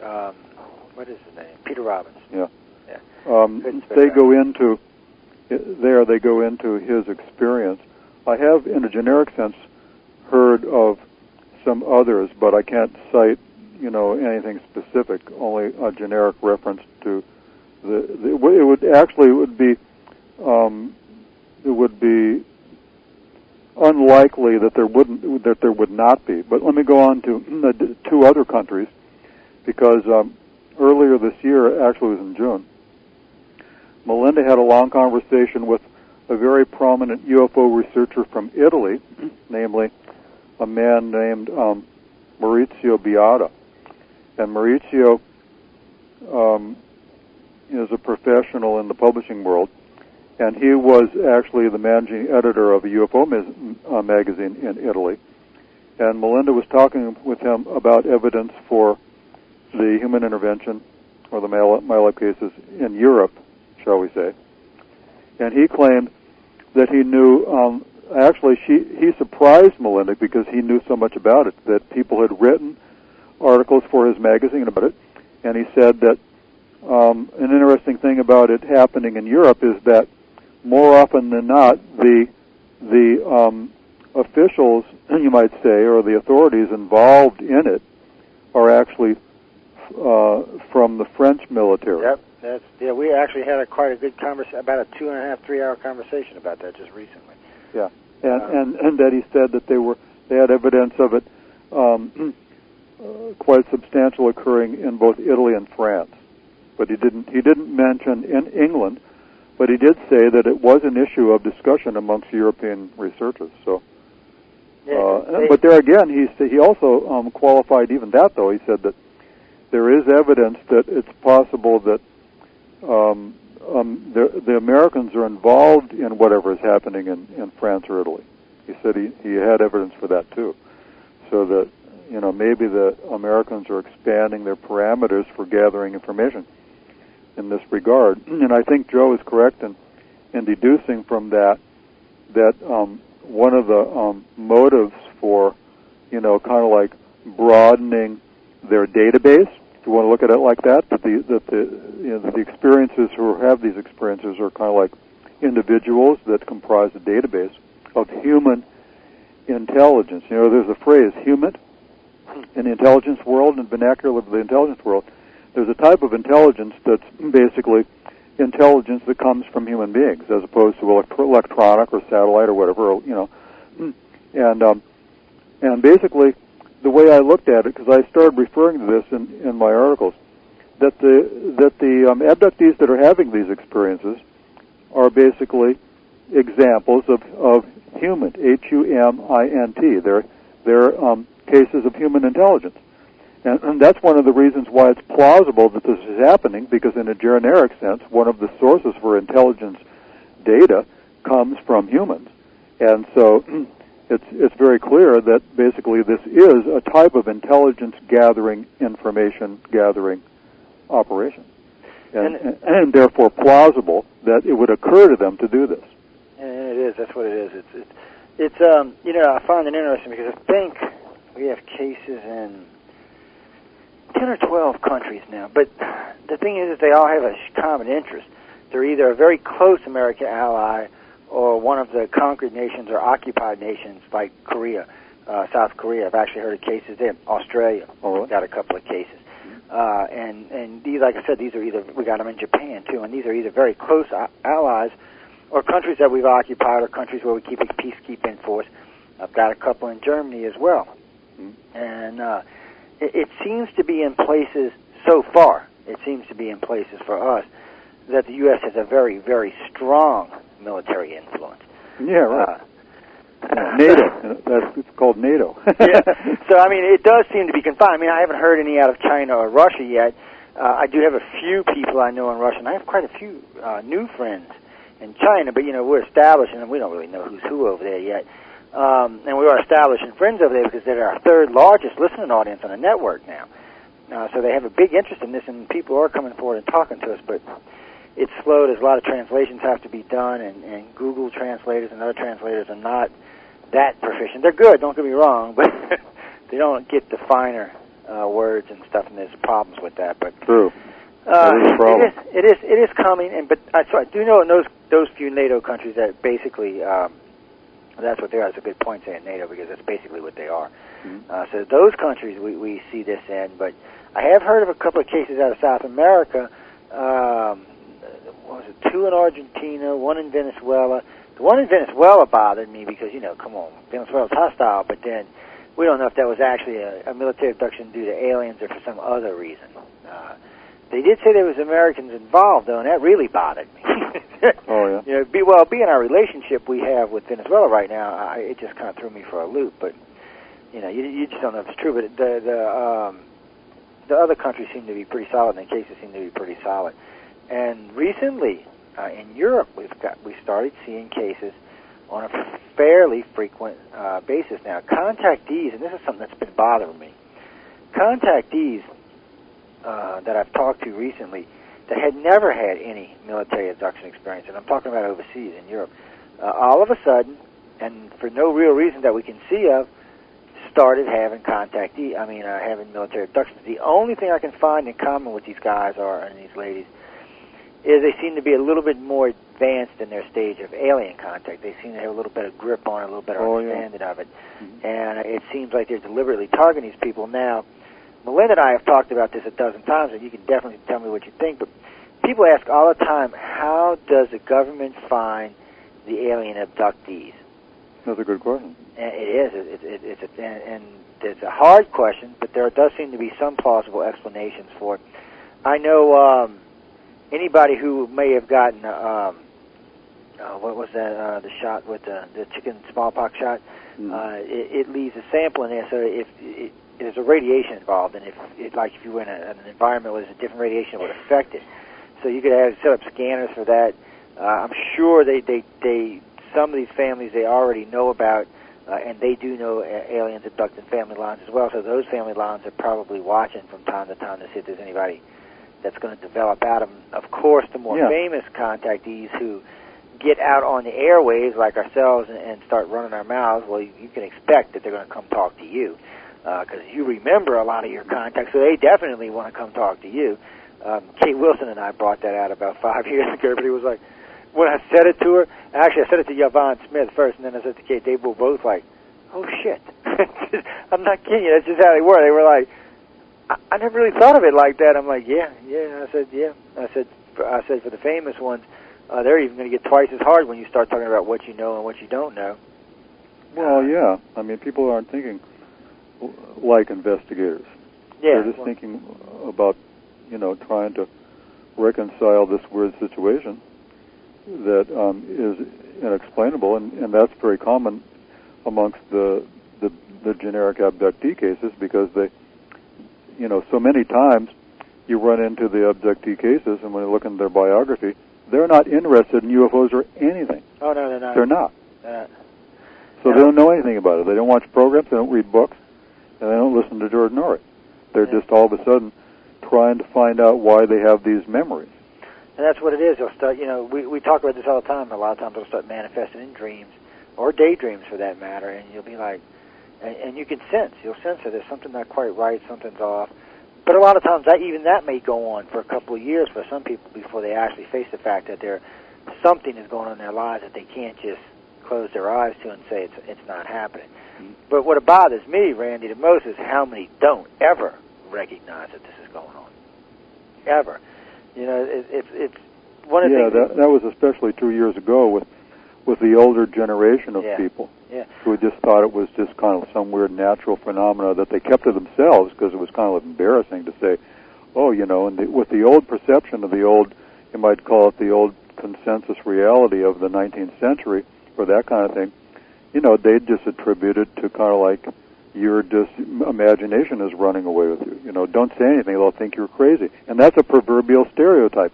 Don't talk to anybody, don't tell anybody, they'll think you're crazy, right? Yeah, and that's true too. It's like when I asked Kathleen Waldron about if anybody in her family had prior contact with UFOs, because I was trying to find a line on how they might have known the Hills had been abducted. And she said, no. And then I remembered hearing him in an interview, which I still have.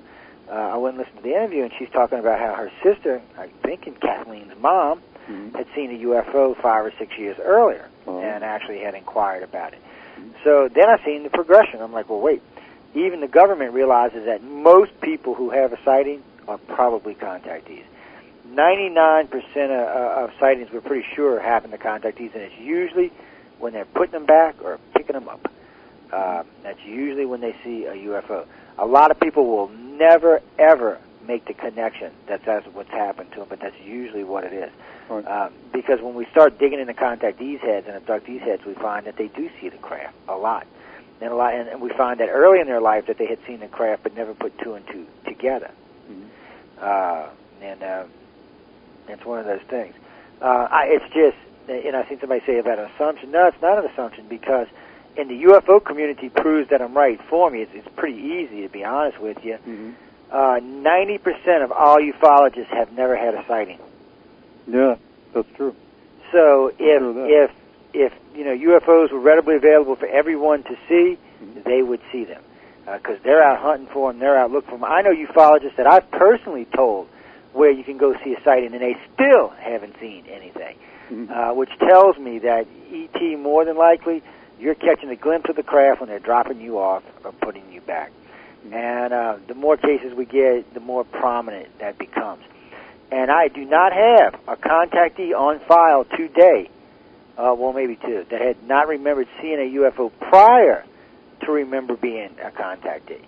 So it comes out in the wash. The longer you investigate the case, 90% of the time you're going to find that they've seen something long before they ever knew that they were a contactee. It could be to explain or answer the logic series of events in terms of identifying abductees. Yeah, because but as far as to be, it could be now though that things have changed, given the highly perfected censoring and monitoring that certain types of satellites are capable of in terms of monitoring the skies and the craft activity. And I know for a fact that Daryl Sims has been conferring with Ron Berger, who was a satellite technology designer, who came forward into the UFO community to describe a certain type of satellite, reconnaissance satellite, that could be capable of in fact being designed to look for levitation craft activity flying throughout the atmosphere. And it could be that maybe they're tracking the trajectories of crafts and then looking for the human intelligence level of the equation on the ground and putting two and two together. That's plausible. I think that Daryl Sims was conferring with this other researcher along the lines to try and come to a fair assessment about the plausibility of what I'm trying to describe. But that would only be a relatively new development. Prior to that, it was probably just, good old gumshoe work on the part of the intelligence community to find out where sightings were being reported, and then just monitor people that were reporting them, and some more prosaic pedestrian level type of things, or tapping people's phones, or whatever it would be.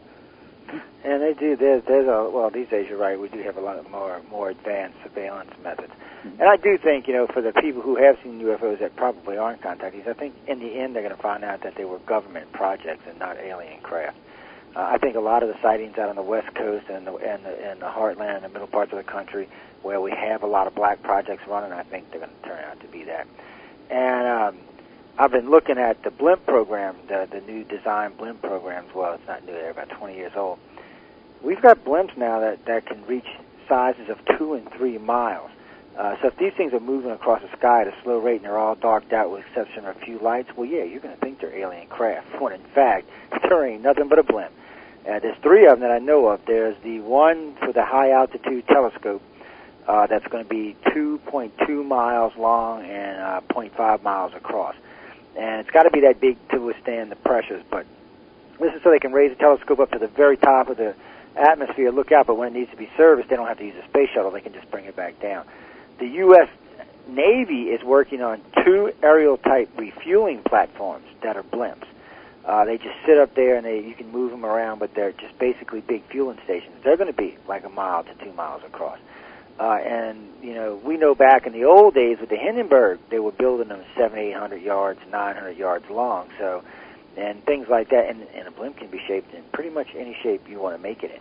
Mm-hmm. So, I'm real skeptical about a lot of the stuff that gets reported out in the western part of the country. It always amazes me is the UFO activity west of the Mississippi River is 4 times what it is east of the Mississippi River. Oh, really? Yeah, so you got to kind of stop and wonder about that. Yeah, California has like 5,000 sightings alone. California alone probably has as many sightings as most of the East Coast does. So you got to kind of stop and wonder. There's no way, because the population variants aren't that much different. The East Coast is very heavily populated, just like the West Coast is. Matter of fact, the East Coast is even probably more heavily populated, because you got 25 million in Florida, 36 million in New York, and then all up and down there, 5, 6, 7, 8 million up and down the entire, So I think it's even more heavily populated. So, we get a lot of abduction reports, and we find that basically on the eastern part of the country, abduction and sighting reports kind of correlate. The areas kind of correlate together, and the amount of sightings versus abductions kind of correlates together. Not perfectly by any means, but it does kind of run together. On the West Coast, it's vastly different. It's a vast difference.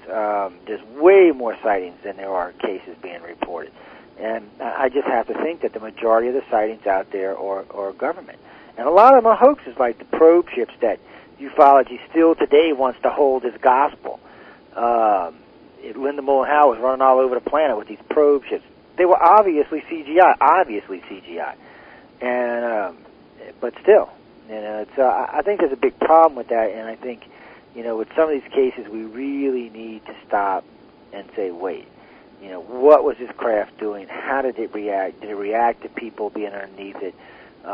Did it seem to just fade away? Did it move at incredible rates? Stuff like that. Did it appear and disappear? Things along those lines. And I notice in a lot of the cases that's missing these days. They just jump on them. Hey, that's a UFO. Well, yeah, it's unidentified flying object, but it's not an alien craft. And I think that's where people have to distinguish the differences. I'm glad you brought that up, because I mentioned that myself. Now with the advent of utilitarian levitation craft that's human-made, well, that muddies the water.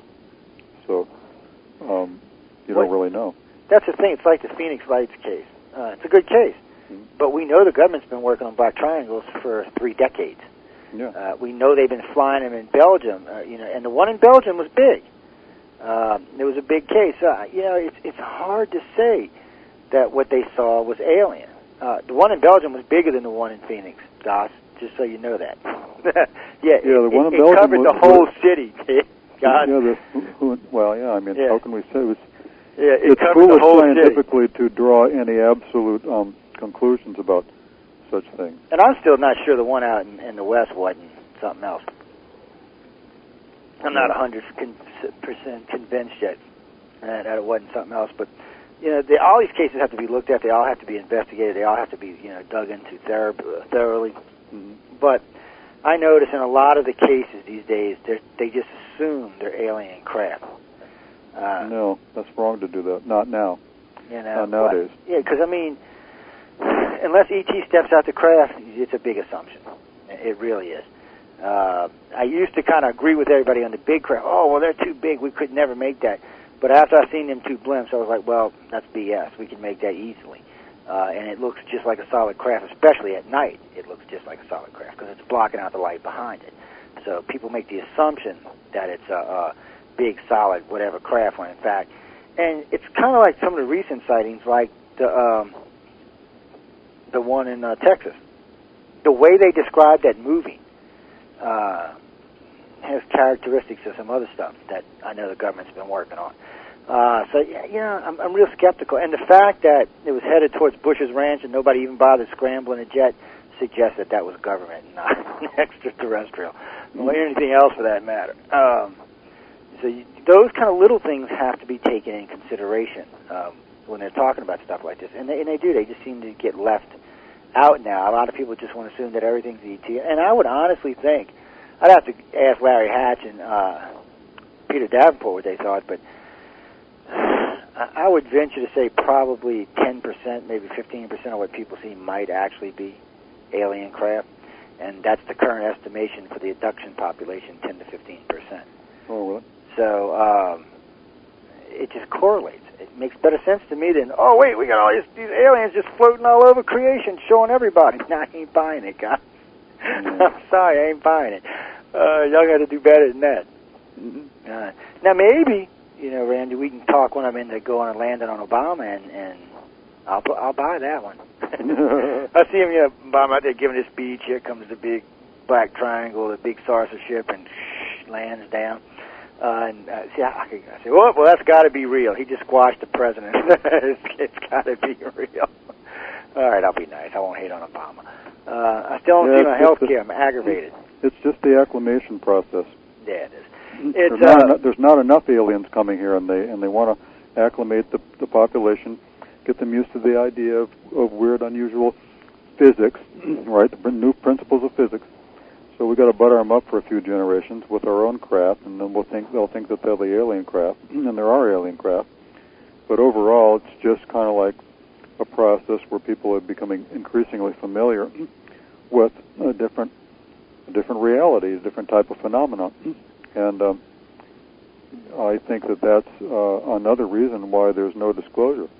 Because if they have such technology, by disclosing anything about anything, they would have to, in turn, be admitting that it's plausible that there were craft saucers or otherwise, or information about such technology, and it would make only good sense that they were pursuing it.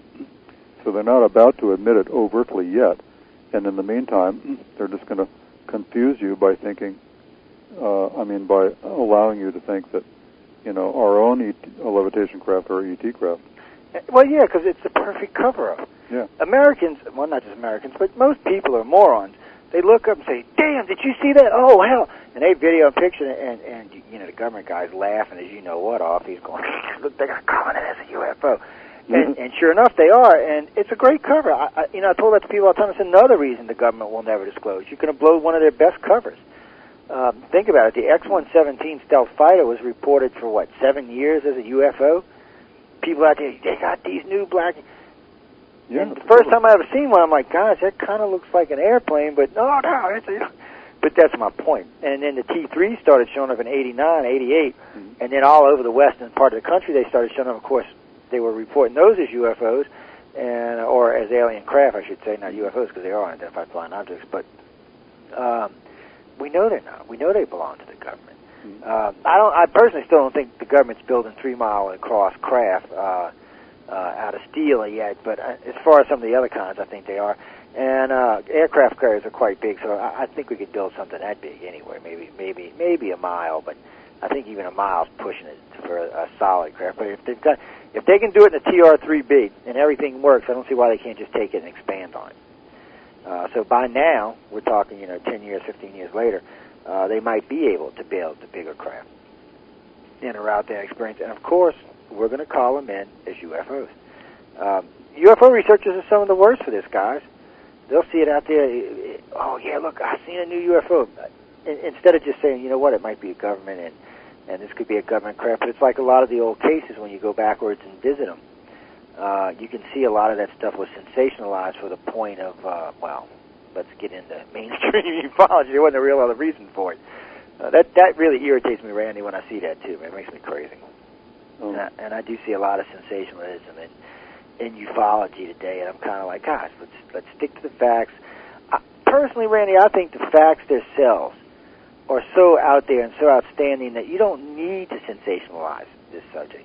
We're talking about alien abductions, alien visitation. Why do you need to sensationalize it? You know what I mean? It's pretty damn sensational to start off with. Frailty. Huh? It's a human frailty. Yeah, I guess. Just like humans are inclined to draw conclusions based on simply assumptions, and we all do it unconsciously. Oh yeah, we all do it. And you have to be very self-aware and self-conscious of your own capacity for critical thinking, so that you don't jump to conclusions. Not in this area, because this is the most unusual area. This is the unprecedented area. There's nothing to compare to it at all, as far as the ET presence goes, and in the experience of humans. My feeling, actually, as far as the cover-up, versus the disclosure kind of like controversy, in my opinion, at the top of the list of the evaluation of whether or not to do it by, probably think tanks have been hired years ago.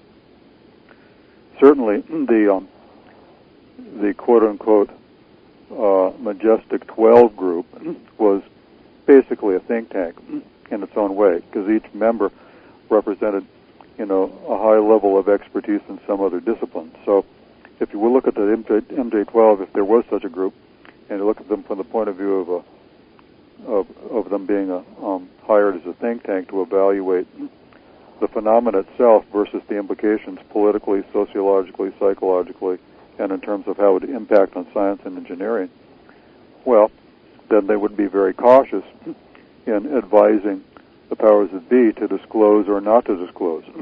They would say, well, there are a lot of ramifications for such an overt declaration. So be very careful on what you do in the future. And so how this development has been impacted upon by the development of our own levitating craft would actually be a new development that they didn't have in the very beginning, but yet another complication in terms of the basic decision of whether or not to do it or not. And I think that as a peer-reviewed criticism or observation of the people who are advocating disclosure within the UFO community, and like I said before, some of them being very prominent in the media to do that, well, it's very clear to me that they haven't thought this through. Because if they did, it would be clear to them as to why it hasn't been what they desire. You know what I mean? Yeah. Because if you were to put yourself in their shoes and realize that the set of priorities obviously would have changed over the years. That's what I just said about this new development of our own levitation craft. And now we can't tell the difference, at least generally speaking, for the untrained eye. Someone who may have had sightings and really studied the evidence for the reverse engineering may be able to discern a real ET craft from a human-made craft. And there probably are flight characteristics that could tell you the difference, but most people would not have that background, so they wouldn't be able to tell. But nonetheless, my point is that what does that have to do with? What does that technological development have to do with the decision as to whether or not to disclose or not?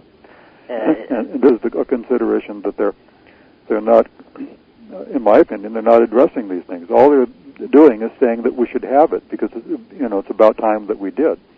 And see, I agree with you. That irritates the out of me because that's what's going on. We want disclosure. Let's have disclosure, but they're not getting into any of the nuts and bolts of it. It looked like they were for a while there, but I don't know. Well, because you got to kind of wonder about some of these guys. I mean, some of the guys I know are legitimate, and I know they're working hard and trying to make forward progress and stuff. But some of them, I think, Linda tells me all the time that all ufologists go crazy. All old ufologists go crazy. I guess if you're in the field, they go crazy. It's an occupational hazard. Yeah, I'm thinking it is because I'm not going to get a bunch because I've done this on the shows before. But there's about 10 very famous ufologists that in the last 10 years have really, really lost their minds. Like with Greer being the guru. I mean, let me see. I'm going to go pay him $2,500 to be my weekend guru so I can have a spiritual thing with E.T.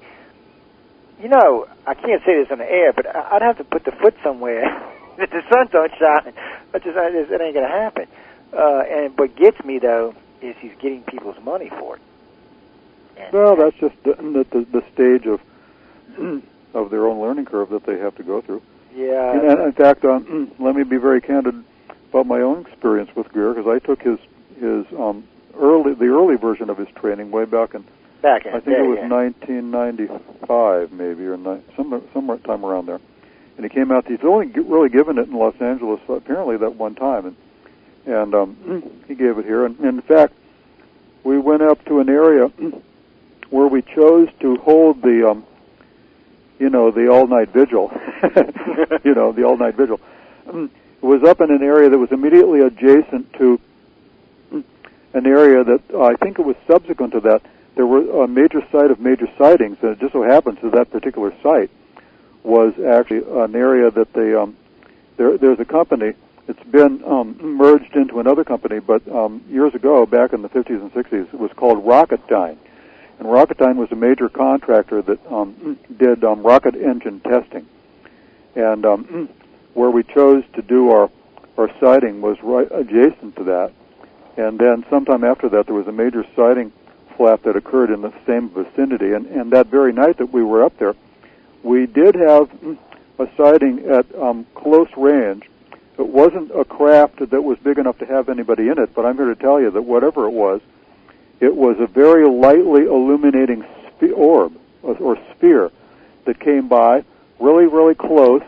It was silent, and it must have been, maybe within 3 or 4 feet in diameter.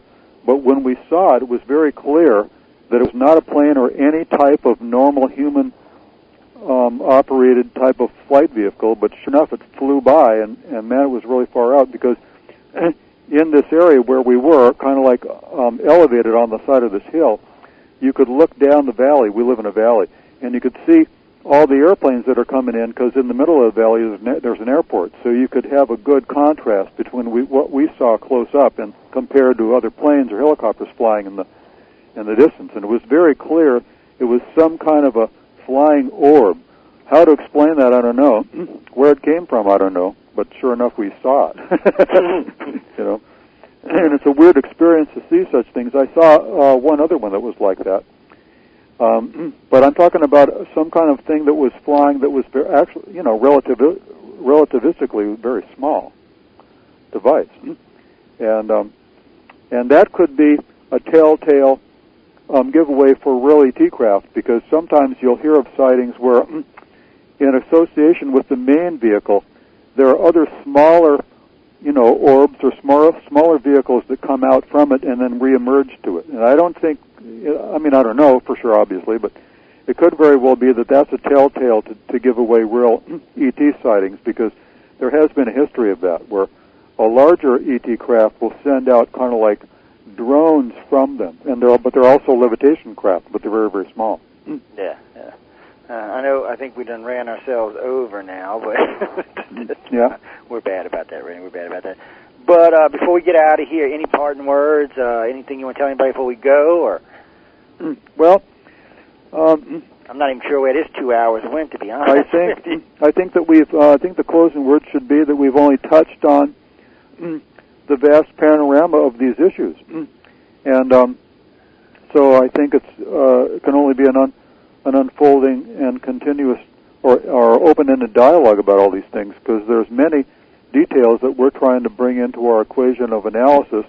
Because, like as I said before, what Melinda and I have settled on, this is the way I put it, vis-a-vis the human intervention subset of the greater kind of like ufologically oriented set of information. This has provided us with a hypothesis that does explain all these other things, because all these other things fit into it very logically, and with you could say that there's common sense to ascribe to the way these things fit together, and I think that's the sign that our book and our work and our collaborators like you, Joe, or this is where if you want to hear where real progress is being made, well, it's right here. It is, and there's a lot going on, but see, that's why I get you on, and we get to chit chat a little bit tonight, and I know we get back and forth on topics, but they're assimilating a lot more information this way. It's getting out there. I know Melinda's working her butt off. Everybody's going to be busy all this coming year. I'm hoping this next year will be as productive as this last one was, because I was really impressed with the last 2 years in the field as far as this particular topic matter goes. Now, I got to say that kind of biting my tongue, because I'm not impressed with everything that's going on in the last couple of years. But as far as the abduction scene and the military abduction scene, I do find it's becoming more plausible in the field. It's becoming more acceptable. And it's because of people like ourselves, we just won't quit. And I think that's what made the difference, because if it was up to ufology, Randy, they'd have ran us off a long time ago. Yeah, the military people, the military abductees, and the abductee people, it's two friends for the French. I'm not sure what the hell that means, but still they are. But anyway, anything else before we get out of here tonight? Well, I could respond to what you just said. Okay. That's a telling insight into the nature of the learning curve. That's another thing I could. I've been thinking about this. Well, let me propose this. Why don't we actually, in the future, I was kind of like more prepared to do this, but I wasn't sure the direction of our dialogue today. Why don't we do a program in the future that specifically addresses this issue of the cover-up versus the disclosure, and specifically focus on it, but also always keeping in mind that one of the inspirations and incentives for drawing the conclusions that we're drawing is inextricably linked to this information regarding the human intervention, and evaluating from that point of view, because that certainly would represent progress, and it's certainly not being described really by anybody. Well, that's a good idea. So what I'll do is, I know Linda's listening, so I'll get her to get you on maybe late November, early December. And we'll go ahead and set it up now, and that way we can just get it going. And the audience, y'all hearing this, as soon as I know when it is, I'll have it posted. I'll get David to post it for you. I'll put a little footnote at the bottom of the site that we'll be doing this. And it'll be late November, early December, but I'll get Linda in touch with you for that, Randy, and get her to do that. And I think if we do that, that'll be not only an interesting dialogue for the audience that does seem to have an interest in this. I don't see how anybody could not be interested, frankly, if they're open-minded. But on top of that, we will be making progress in terms of presenting this in the media generally. So that's what you want to do. That's what you want to do. Want to make progress. Yeah, we want to make progress, and we want it in the public's eye. And I know we had a huge audience tonight, and everybody's been well behaved, and I appreciate that. And a lot of good comments coming by. So, guys. Yes, thank you for your questions. Yeah, it was good questions tonight. A good audience, but I see there's a thirst for this, and people are starting to they're asking questions, and they're like, when we first started presenting this, they were like, these guys are crazy, but not so much anymore. Very good. Well, thank you very much for the invitation, Joe, and I'll look forward to it in the future. And thank you, Randy. It's been great having you on, as always. I always thoroughly enjoy having you. By the way, before I let you go, on my Facebook page, we keep a running thing. We do like 3 questions a week, 4 questions a week. Right now, there's about 25 or 30 questions up there. Some are military abduction questions with anywhere from 50 to 300 answers underneath them. If you get a chance, check them out. There's some really good stuff there, and some pretty decent context too for research. It's kind of nice. Okay. It's something we do on the side to get new people interested in, and to spark good conversations. Because there are a lot of intelligent people around, but you gotta find them. You know, because right, that's right. You do, yeah. Yeah, because there's some other ones I'm not sure about out there. But anyway, ladies and gentlemen, we're going to get out of here tonight. I want to tell everyone thank you for tuning in to UFO again.